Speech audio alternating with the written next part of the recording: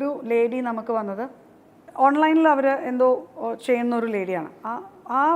അവരുടെ സർവീസസ് വേണം ഓൺലൈനിൽ എന്ന് പറഞ്ഞിട്ട് ആ സർവീസ് ബുക്ക് ചെയ്ത ഒരാൾ അക്കൗണ്ട് നമ്പറും കാര്യങ്ങളും ചോദിച്ചു. അവരത് അയച്ചു കൊടുത്തു. അവർ പറഞ്ഞു എന്തൊക്കെയോ ബുദ്ധിമുട്ട് തോന്നുന്നു, ഒരു കാര്യം ചെയ്യും, ഞാനൊരു ബാർകോഡ് അയക്കേണ്ടത്, അത് സ്കാൻ ചെയ്ത് കഴിഞ്ഞാൽ നിങ്ങൾക്ക് പൈസ വരും എന്ന് പറഞ്ഞു. അവരത് ബാർകോഡ് ചിന്തിക്കാണ്ട് അത് സ്കാൻ ചെയ്തു. ഇവരുടെ അക്കൗണ്ടിൽ നിന്ന് പൈസ മുഴുവൻ അങ്ങോട്ട് പോയി, ഫുള്ള് പോയി കഴിഞ്ഞപ്പോൾ അയ്യോ സോറി കേട്ടോ, ഞങ്ങൾക്ക് പൈസ ഇങ്ങനെ വന്നിട്ടുണ്ട്, അത് ഞങ്ങളുടെ തെറ്റാണ്, ഞങ്ങളുടെ മിസ്റ്റേക്കാണ്, ഞങ്ങൾക്ക് ഒരു കാര്യം ചെയ്യാം, നിങ്ങളുടെ അക്കൗണ്ടിലേക്ക് ഇത് തിരിച്ചയച്ച് തരണം എന്നുണ്ടെങ്കിൽ ഞങ്ങൾക്ക് കുറച്ച് ഫോർമാലിറ്റീസ് ഉണ്ട്, കമ്പനി അക്കൗണ്ട് ആയതുകൊണ്ട് കുറച്ച് ഫോർമാലിറ്റീസ് ഉണ്ട്, അതുകൊണ്ട് നിങ്ങൾ നിങ്ങളുടെ KYC ഡീറ്റെയിൽസ് അയച്ചു തരാൻ പറഞ്ഞു. അപ്പോൾ അവർ KYC ഡീറ്റെയിൽസ് അയച്ചു കൊടുത്തു. KYC ഡീറ്റെയിൽസ് അവർ അയച്ചു കൊടുത്തു. ഒരു ദിവസം കഴിഞ്ഞപ്പോൾ അവർക്ക് അവരുടെ അക്കൗണ്ടിലേക്ക് അവർക്ക് ആദ്യം നഷ്ടപ്പെട്ടത് ഓൾമോസ്റ്റ് ക്ലോസ് ടു 50,000 റുപ്പീസാണ്.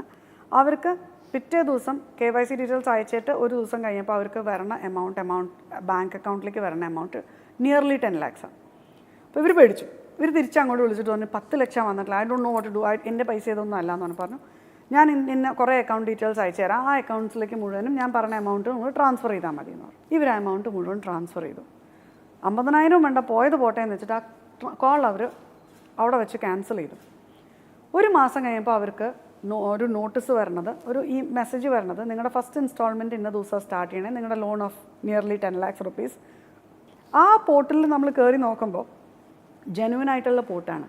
ആ പോർട്ടലിൽ ഇവരുടെ KYC വെച്ച് ലോൺ എടുത്തിട്ടുണ്ട്, ബാങ്ക് സ്റ്റേറ്റ്മെൻറ്റ് എല്ലാം വെച്ചിട്ട് ഇവർ ലോൺ എടുത്തിട്ടുണ്ട്. ആ ലോൺ വന്നിട്ടുള്ളത് ഇവരുടെ അക്കൗണ്ടിലേക്കാണ്. എങ്ങനെ അവർ നോ എന്ന് പറയും?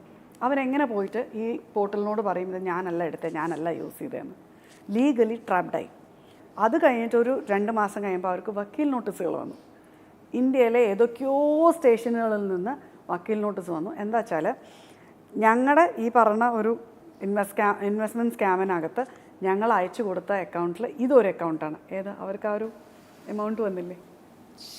ഞങ്ങൾക്ക് ഈ ഒരു എമൗണ്ട് ഇങ്ങോട്ട് അയച്ചു തന്നേലും ഇവരുടെ അക്കൗണ്ട്, ഇവർ കുറേ അക്കൗണ്ട്സിലേക്ക് ചെറിയ പൈസകൾ അയച്ചു കൊടുത്തു. ഈ 10 ലക്ഷം മണി ലോണ്ടറിങ്ങിൽ അവർക്ക് ബെയിലെടുക്കണം, അവരൊരു ലോണിന് റീപേ ചെയ്യണം.